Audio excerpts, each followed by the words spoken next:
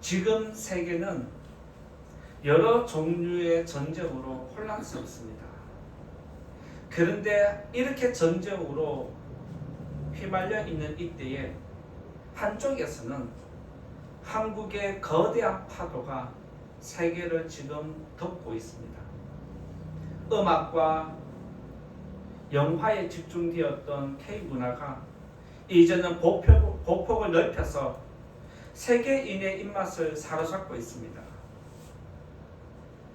모든 나라가 다재다능하고 문화가 뛰어난 한국을 부러워하고 있습니다. 그래서 한국의 이미지가 좋아지고 외국에서는 K문화를 집중적으로 보도하는 다큐가 만들어지고 방송되고 있습니다. 그 내용들을 보면 한국의 음식이면 음식, 화장품이면 화장품, 예능이면 예능, 기술이면 기술, 모든 면에서 한국이 뛰어나다라고 인정하고 있습니다.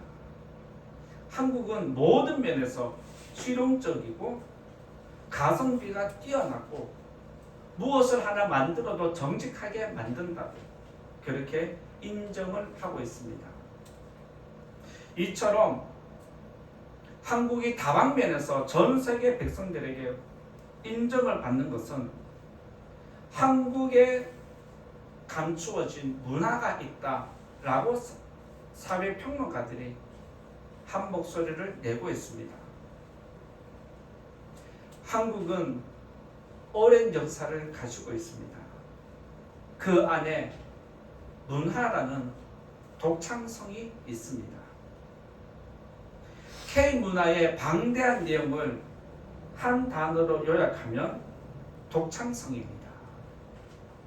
그리고 여기에 조금 더 살을 붙이면 역사와 독창성이라고 할 수 있습니다.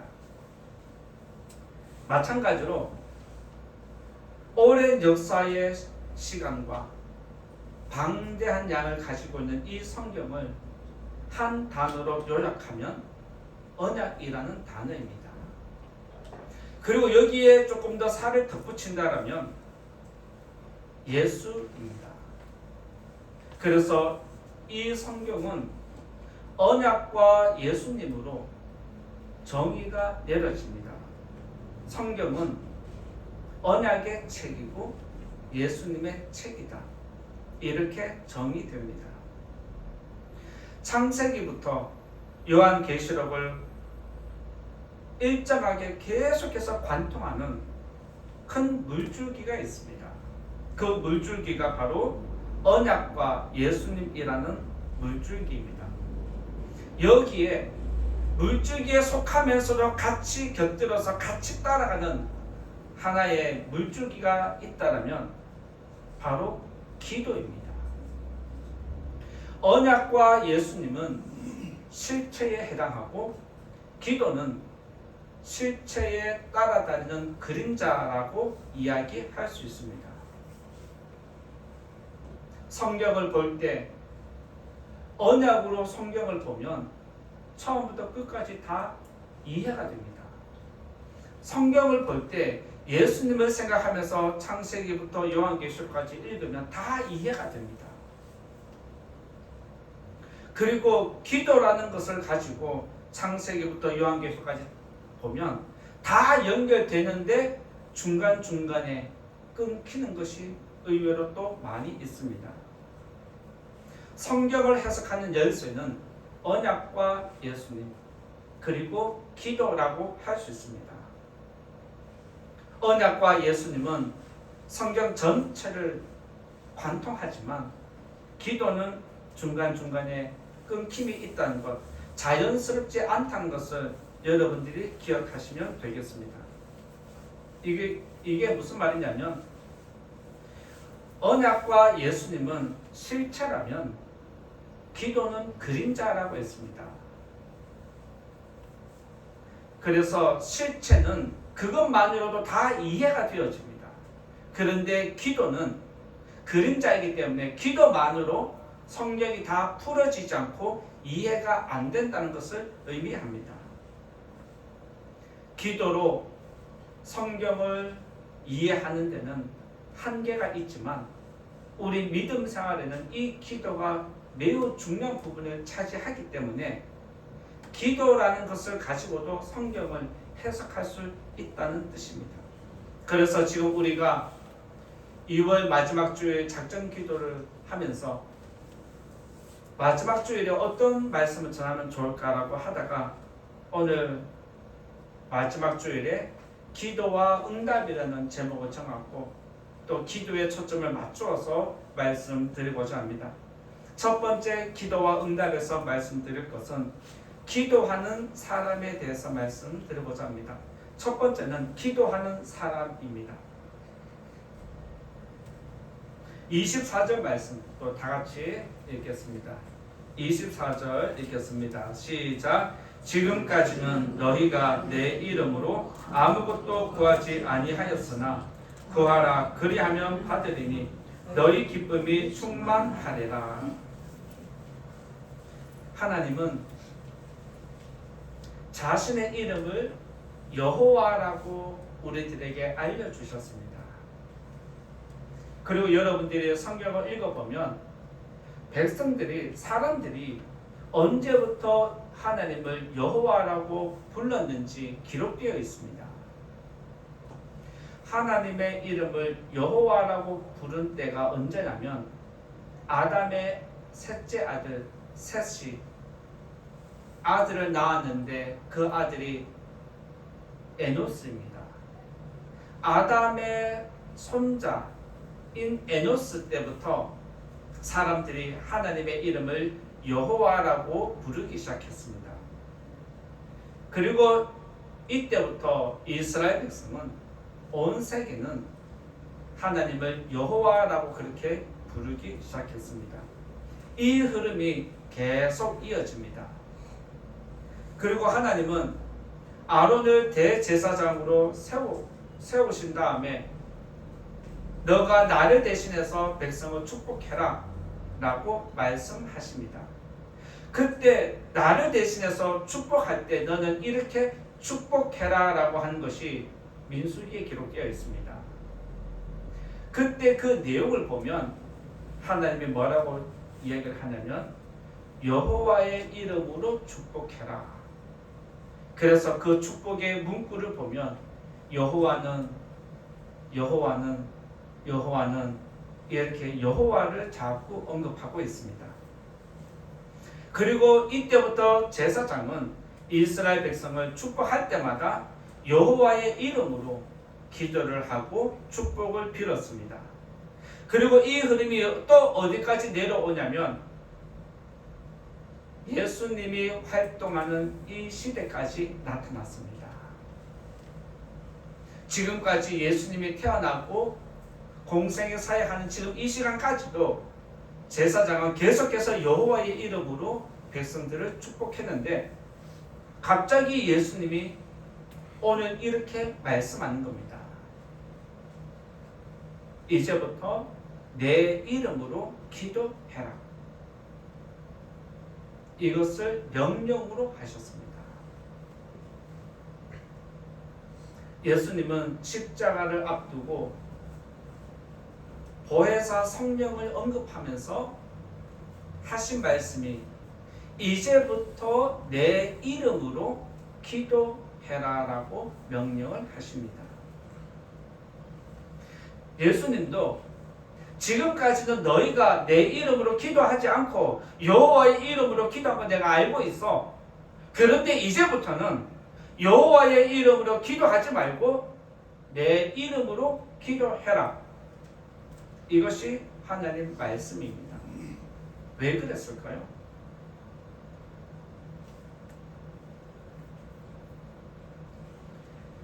예수님의 이 말씀에는 구원의 주체가 바뀌었다는 것을 의미합니다. 이제부터 내 이름으로 기도하라는 것은 구원의 주체가 여호와에서 예수님으로 바뀌었다는 것을 선포하는 겁니다.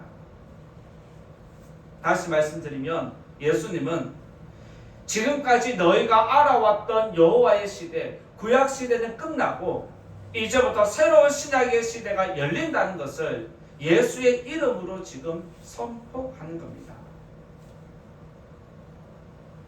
구약 시대 때 도움이 필요하고 구원이 필요한 사람은 하나님을 찾았습니다. 그리고 여호와의 이름으로 도움을 요청했습니다. 홍수 후에 노아가 제단을 쌓았는데 여호와께 제단을 쌓았다라고 그렇게 기록해 놓았습니다. 그리고 아브라함은 가는 곳마다 제단을 쌓았는데 여호와의 이름을 부르며 제단을 쌓았다라고 기록되어 있습니다. 그리고 아브라함이 이삭을 제물로 바치는데 그 땅 이름을 여호와 이레라고 불렀습니다. 여기서 끝나는 게 아닙니다. 여호와의 이름은 아브라함에서 이삭으로 넘어와서 이삭에서 야곱으로 넘어갑니다. 이삭이 야곱을 축복할 때도 여호와의 이름으로 축복을 빌었습니다. 그리고 야곱은 광야에서 자다가 하나님을 만났는데 돌베개를 제단을 쌓으면서 여기가 여호와의 집이다라고 그렇게 여호와의 집이다라고 고백을 했습니다. 이것으로 또 끝나지 않습니다. 여호와의 이름은 모세를 거쳐갑니다. 여호와의 이름으로 모세를 찾아오고 여호와의 이름으로 10가지 재앙을 일으켜서 이스라엘 백성을 출애굽시킨 하나님의 능력이 나타났습니다.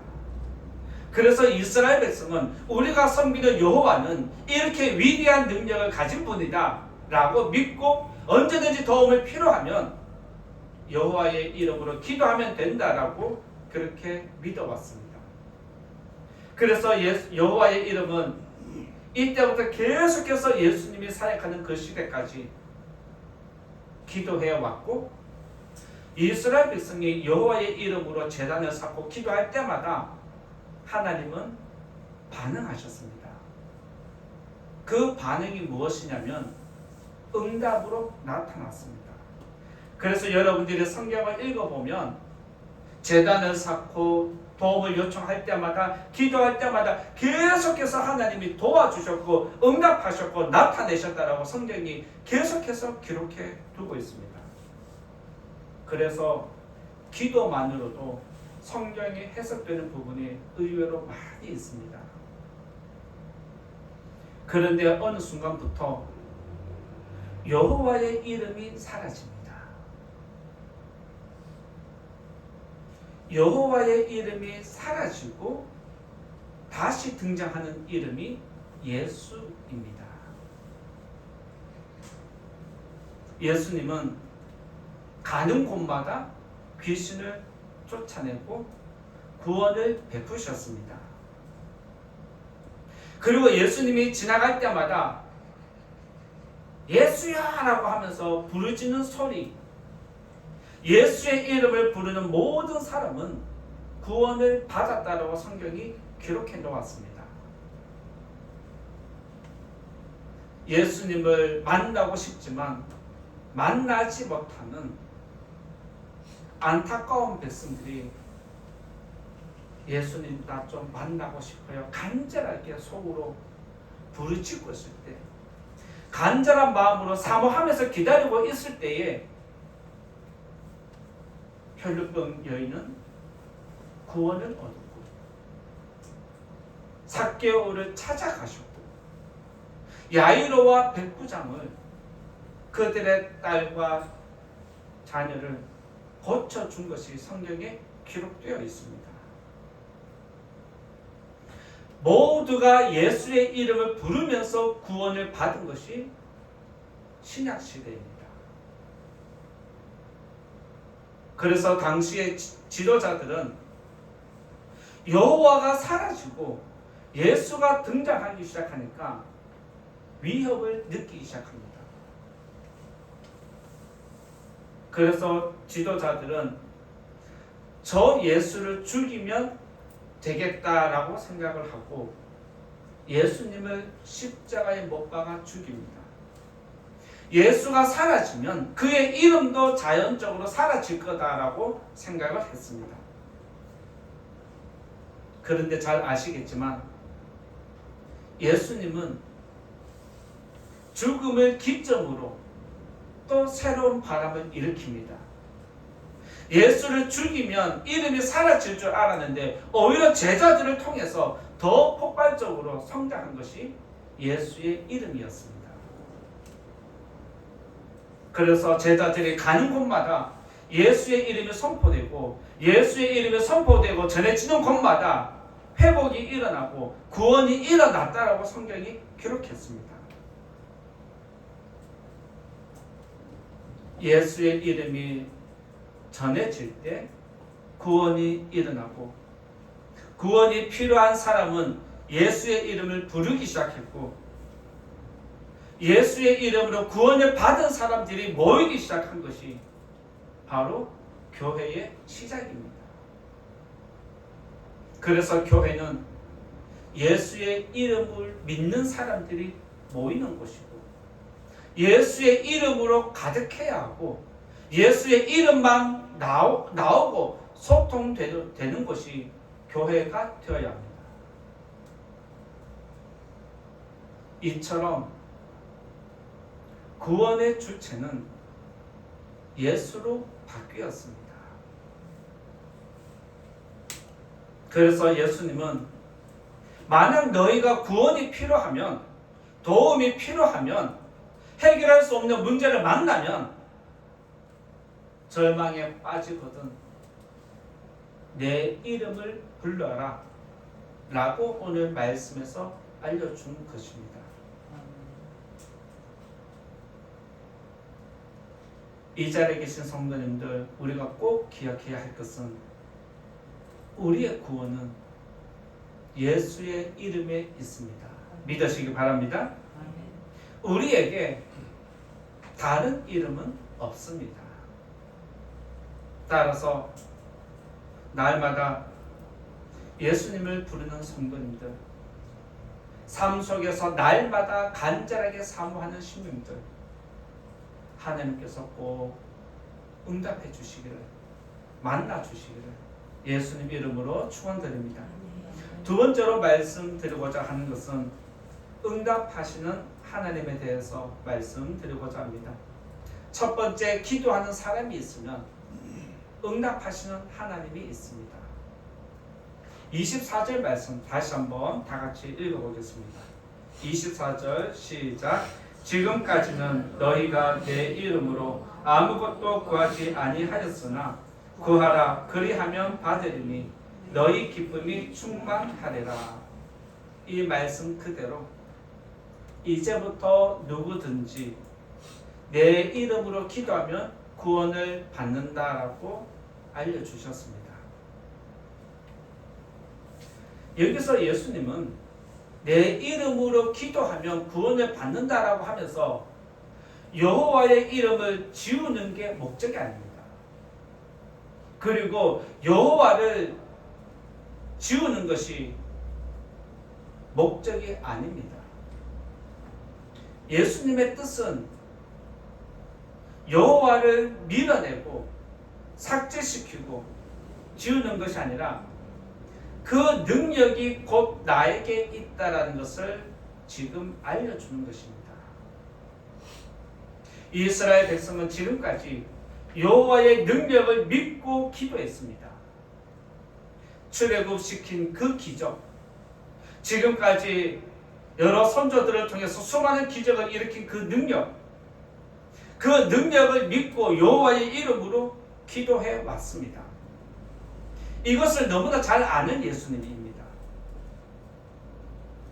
그래서 예수님이 백성들에게 하는 이야기가 여호와를 제거하는 거 아니야.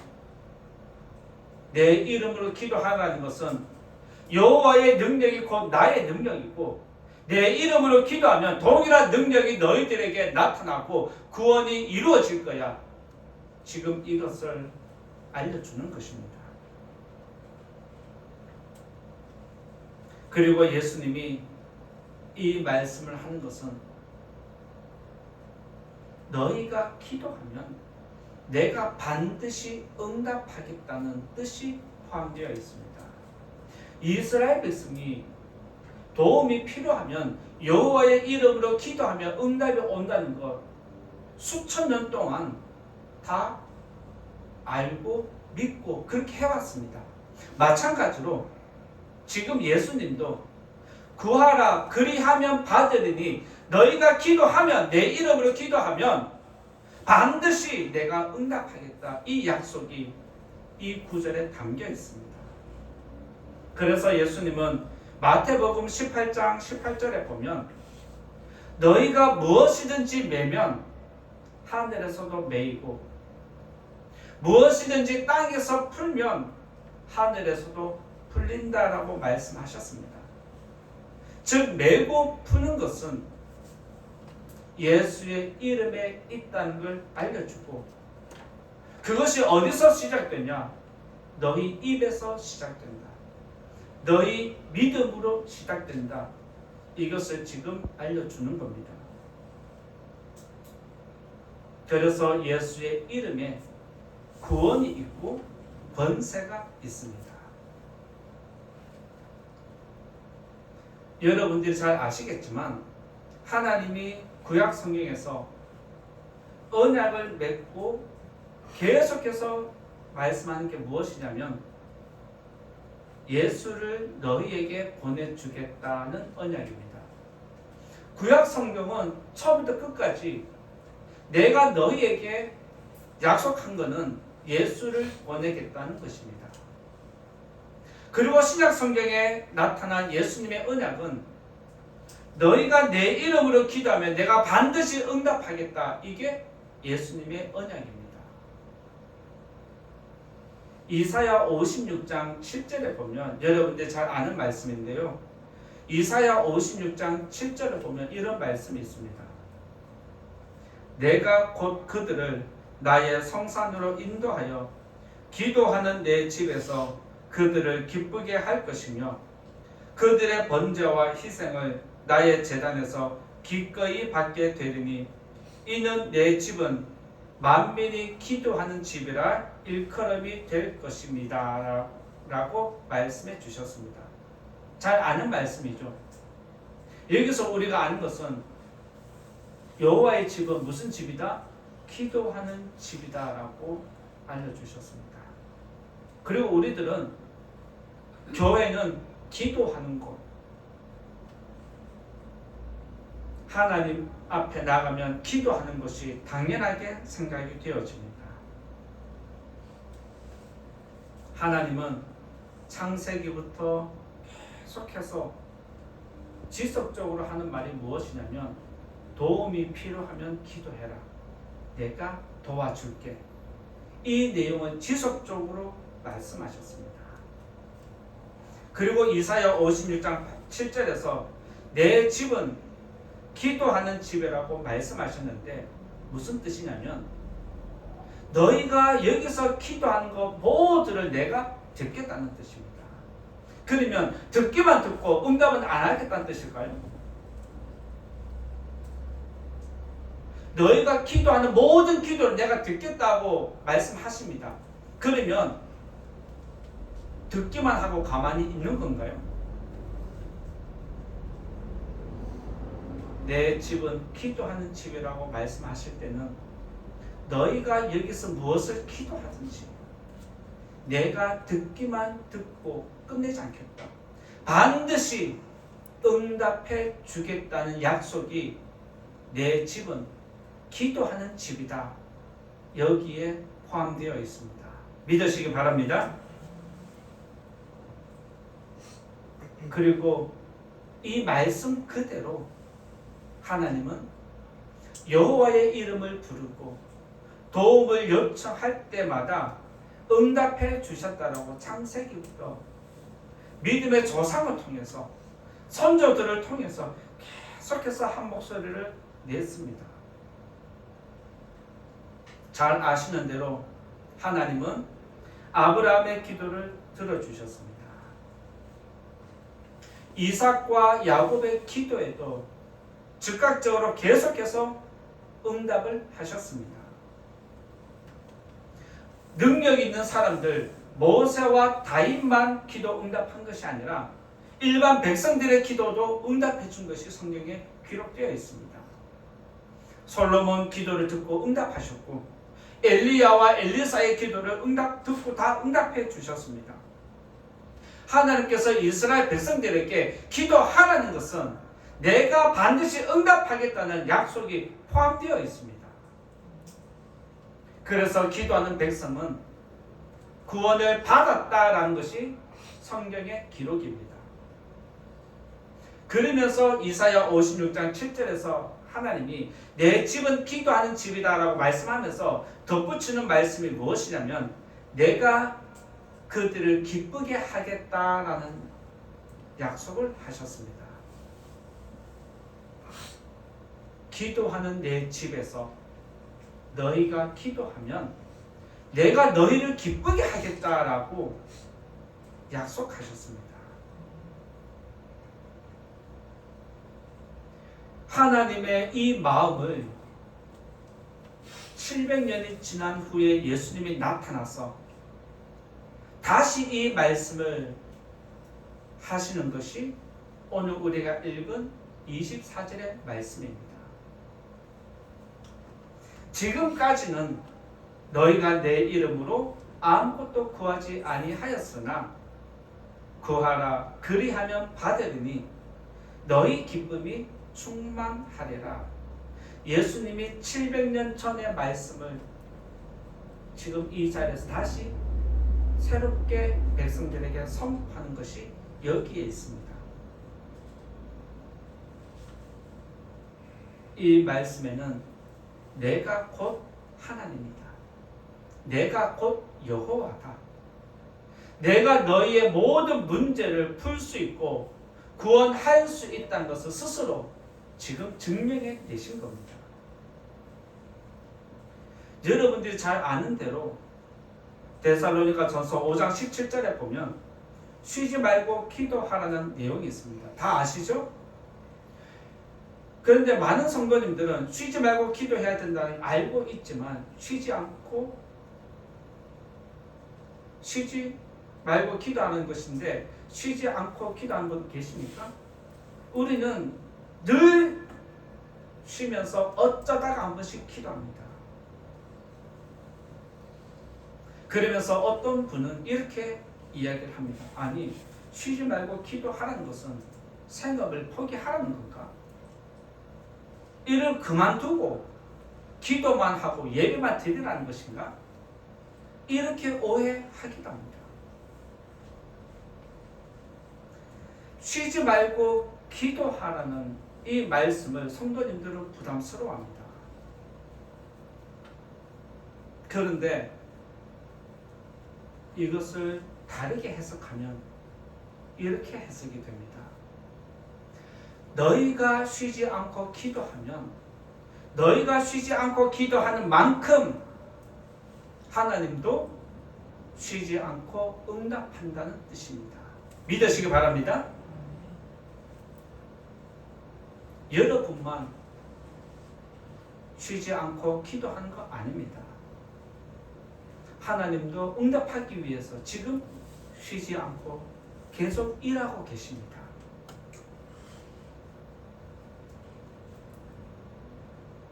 하나님은 우리의 기도를 듣고 어쩌다가 한 번씩 응답하는 게 아닙니다. 하나님은 우리의 기도를 들으시고 때가 되면 반드시 구원으로 응답하십니다. 따라서 이 자리에 계신 우리 모두는 하나님을 믿어야 합니다. 그리고 예수님을 믿어야 합니다. 그리고 성경을 믿어야 합니다. 하나님을 믿고 예수를 믿고 성경을 믿으면 우리는 기도하게 되어 있습니다. 성경은 기도와 응답으로 이야기로 가득히 채워진 책입니다. 성경은 기도하는 사람을 알려주고 응답하시는 하나님을 알려주고 있습니다. 무슨 말이냐? 너희도 이처럼 기도하면 하나님이 응답해 준다는 뜻입니다. 그래서 기도로 성경을 창세기부터 계시록까지 해석할 수 있는 것은 창조주와 피조물이 기도를 통해서 계속 소통하기 때문에 그렇습니다. 성경에서 기도를 뺄 수 없는 것이 창조주와 피조물의 소통이 바로 기도이기 때문에 그렇습니다. 그래서 이 기도는 기도하고 응답은 세상이 끝날 때까지 영원까지 지속되는 것이 바로 기도라는 소통입니다. 아담은 범죄로 인해서 창조의 완벽함을 깨뜨렸습니다. 그리고 이때부터 사람은 무엇인가를 의지해야만 했고 도움이 필요한 존재가 되었습니다. 그래서 너희들에게 도움이 필요하면 여호와를 불러라. 너희에게 도움이 필요하면 예수의 이름을 불러라. 지금 말씀하십니다. 그리고 이름을 부르면 내가 응답하겠다는 것이 하나님의 뜻입니다. 오늘도 이 자리에 나오셔서 예수님의 이름을 부르는 모든 성도님들에게 하나님의 구원이 속히 나타나기를 예수님 이름으로 축원드립니다. 이제 결론의 말씀 드리고자 합니다. 앞에 우리 교회 표가 있죠. 한번 같이 읽어볼까요? 시작. 한 번 더 힘을 내어서 같이 읽어보겠습니다. 시작. 다른 이름을 우리에게 주신 일이 없으나 믿으시기 바랍니다. 아멘. 우리의 구원은 예수님에게 있습니다. 다른 구원은, 다른 이름은 우리에게 없습니다. 우리의 구원이 예수의 이름에 있다는 것을 믿고 오늘 또 예수님의 이름을 부르는 모든 성도님들에게 그리고 작전 기도 나오셔서 절박함으로 간절히 사모하는 마음으로 예수님 이름을 부르는 모든 성도님들에게 하나님의 구원이 속히 나타나기를 예수님 이름으로 축원드립니다. 말씀 생각하면서 같이 기도하겠습니다. 오늘 말씀은 기도와 응답의